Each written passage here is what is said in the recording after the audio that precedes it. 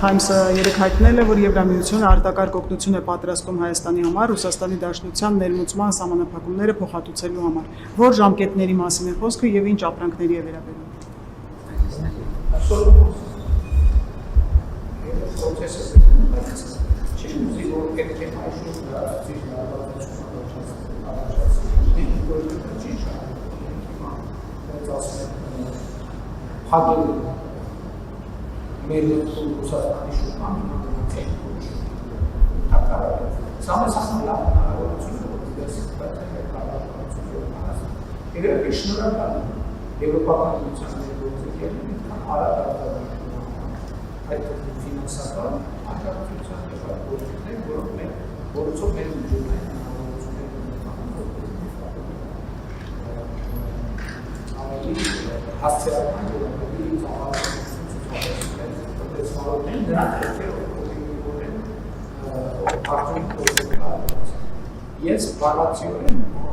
Մասին, որովհետև ամեն օր աշխատանք է տեղի ունենում եւ ամեն օր իրադարձություններ են տեղի ունենում։ Այսօր եթե հետեւել եք կառավարության նիստին, էկոնոմիկայի նախարարը նշեց արդեն այն նոր ուղղությունները, որոնցով մենք արտահանումներ իրականացնում ենք, արդեն երկրների թիվը տասնյակից անցնում է։ Ընդ որում նրանց մեծ մասը նախկինում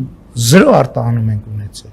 0 արտահանում պատկերացնում եք։ Հիմա մենք արդեն ունենք խմբականակներ եւ ոչ միայն ունենք խմբականակներ, մենք արդեն ունենք պայմանագրեր մեծ եւ երկարաժամկետ խմբականակների համար։ Ես ամենևին չէի չափազանցնում, երբ որ կառավարության նախորդ նիստում ասում էի, որ մեր մեծ ծավալը լինելու է պայմանագրերը, մեր մեծ խնդիրը լինելու է պայմանագրերը ապահովելը,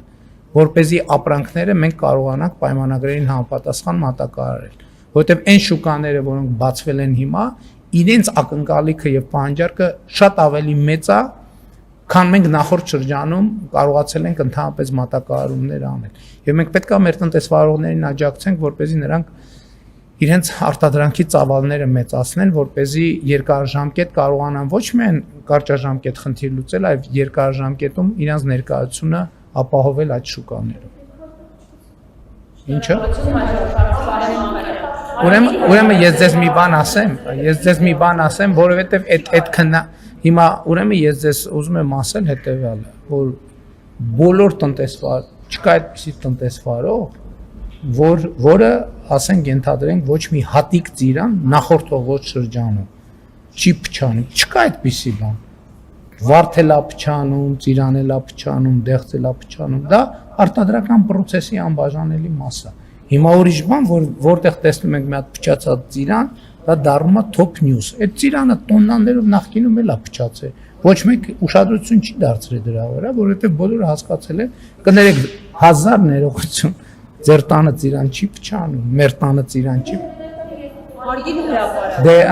դենց պրոպորցիոնալ պետքա գնալ 2 կիլոգրամ, 20 կիլոգրամ, 200 կիլոգրամ։ Ես նկատի ունեմ այդ ցիկլերի մեջ միշտ էլ այդ process կա, երբեք թափոն արտադրանք գոյություն չունի եւ տնտեսագետների ով որ մտածի անթափոն արտադրության բանաձևը կստանա բոլոր Նոբելյան մրցանակների Նոբելյան մրցանակ